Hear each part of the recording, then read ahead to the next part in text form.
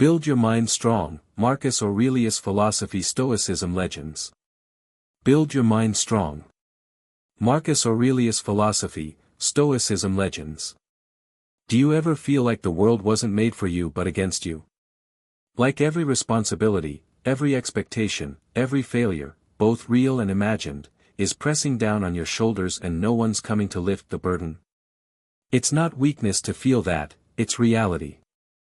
But here's what separates the hollow from the hardened: what you do next.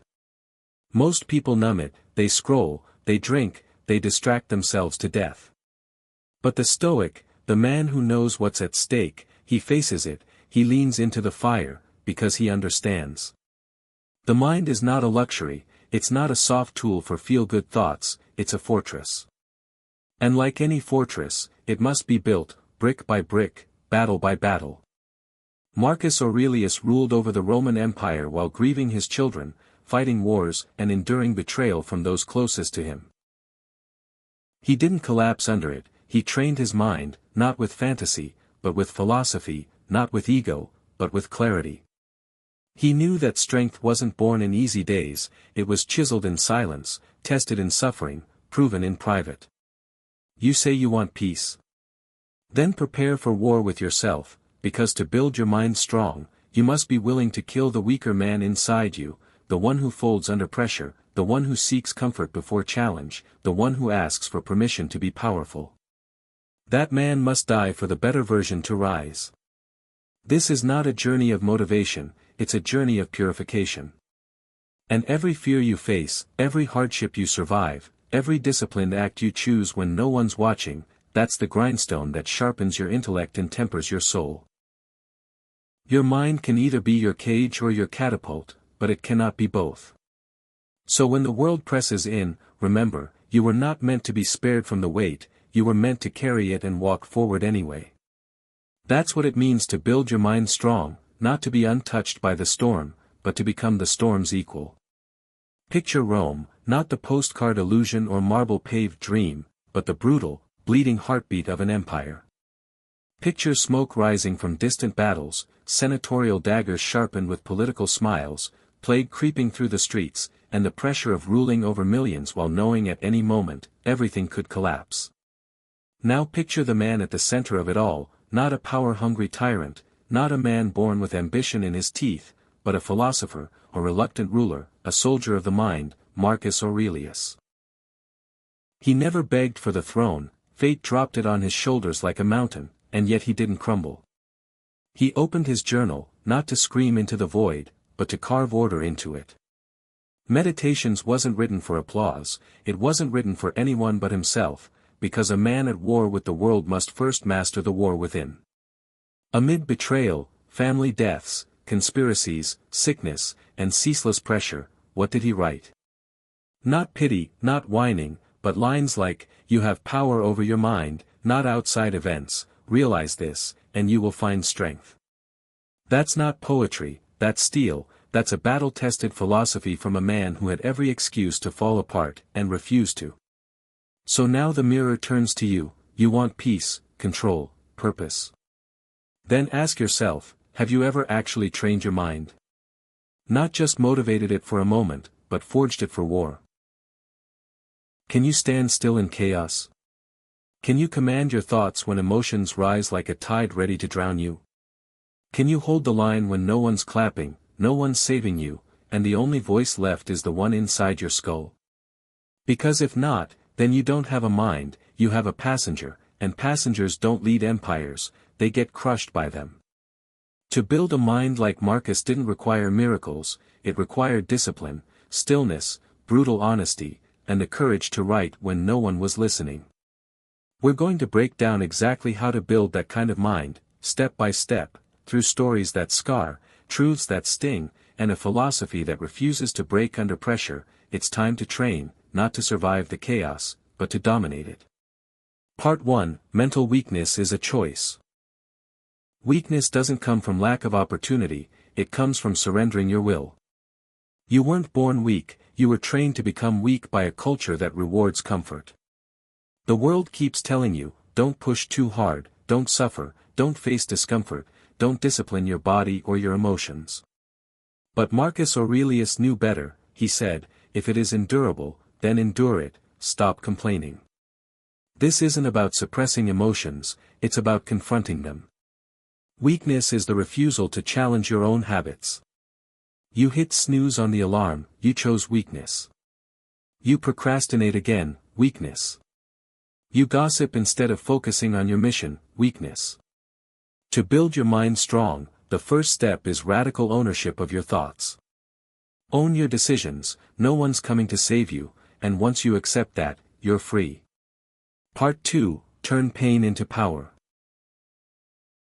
Marcus Aurelius buried 8 of his children.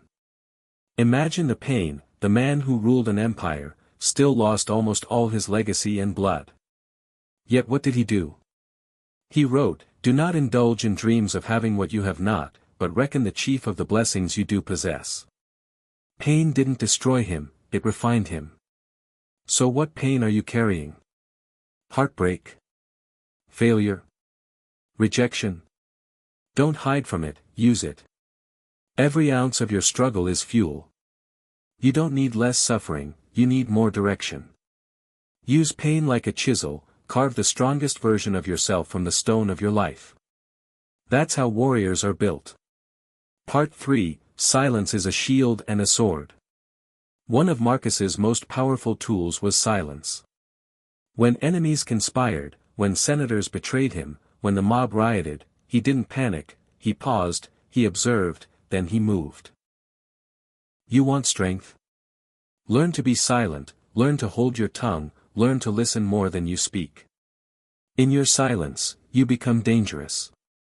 Waste no more time arguing what a good man should be one.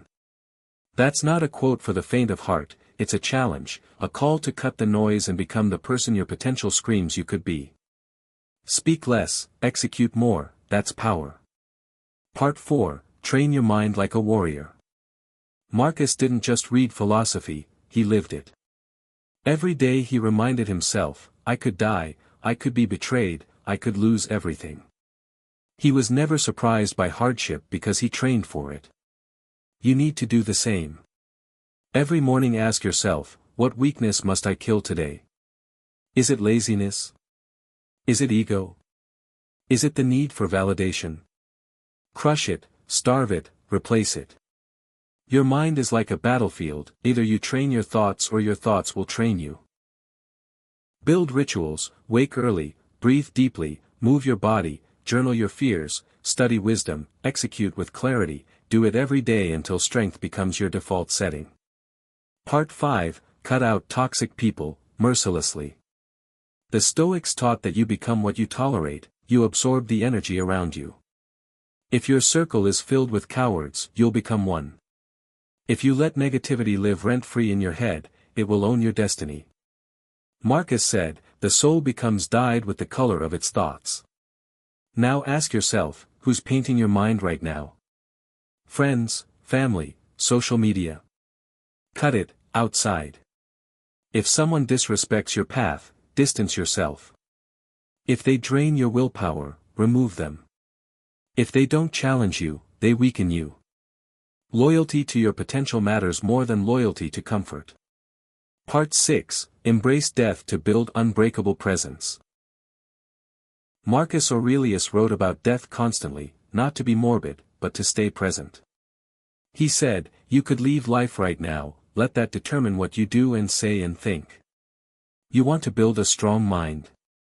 Stop pretending you have time. Every day is a battle between purpose and distraction. You don't get today back, you don't get this moment back. So kill distraction, kill mindless scrolling, kill gossip, kill excuses. Live as if today was your last day to prove you were meant for more. Part 7, No one owes you anything. This truth is sharp, it cuts deep, but it will set you free. The world owes you nothing, women, success, fame, respect. They don't show up just because you want them. They show up when you become undeniable. You're not owed support, you earn it. You're not owed love, you embody it. You're not owed strength, you fight for it every day. So if you've been walking around waiting for a handout, stop. Marcus lived with a constant reminder, he was a servant to something greater than himself. So serve your highest self. Let your actions speak, let your consistency roar. Part 8, Make yourself unavoidable. A strong mind doesn't beg, it attracts, it commands, it builds value so deep that the world can't ignore it. Marcus Aurelius didn't need applause. His journal wasn't written for anyone else. It was a daily reminder to himself, be better. You need to build your own version of that. Start a journal, not for likes, for legacy. Show up even when no one watches, especially when no one watches. The man who moves without attention becomes unstoppable when the spotlight hits. Ending, high engagement closing. Let's get something straight from the start. I'm not here to comfort you. I'm not here to whisper sweet lies or offer sugar-coated delusions that everything gets better with time. Because life doesn't get easier. It gets harder, more complex, more demanding. But that's not the problem. The real question is, will you get stronger?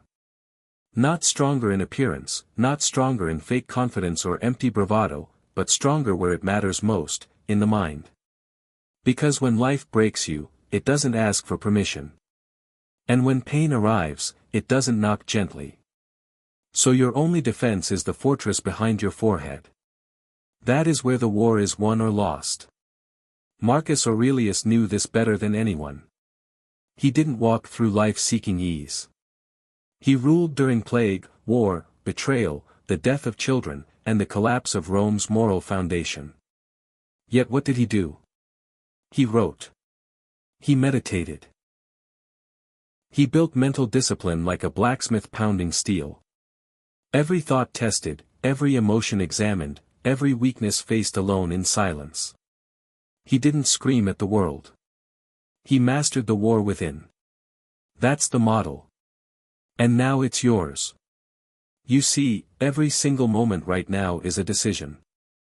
You're either building the architecture of your inner world, or you're letting it decay under the weight of distraction, comfort, fear, and excuses. Every habit is a brick. Every discipline is mortar. Every sacrifice is a cornerstone. And over time, what you construct is a mind that does not bend, not to failure, not to heartbreak, not to chaos, because it is not fragile. It has been tested in the fire. But here's the catch. No one can build it for you. No applause comes for the man who trains alone. No one celebrates when you wake at 5 a.m. to face your demons or when you reject cheap dopamine for deep discipline. But you're not here for praise. You're here to transform, to evolve from a man of reaction into a man of resolve, to kill that weak version of yourself, not by yelling louder, but by thinking clearer, by standing still when others panic, by focusing not on the chaos outside, but the clarity within. This path is not for the soft. It is for the few who understand. The mind is not a luxury. It is your only real weapon. And in a world addicted to distraction and emotional instability, a strong mind is a revolution. So take this seriously. Lay each mental brick with purpose. Guard your inner world with discipline. And never forget, you were not made to live soft. You were made to live sharp, to suffer, endure, transcend, and build your mind strong, just like Marcus Aurelius did, not for fame, not for applause, but for something far more powerful, self-mastery. And with that said, until next time, stay sharp, stay stoic, keep building.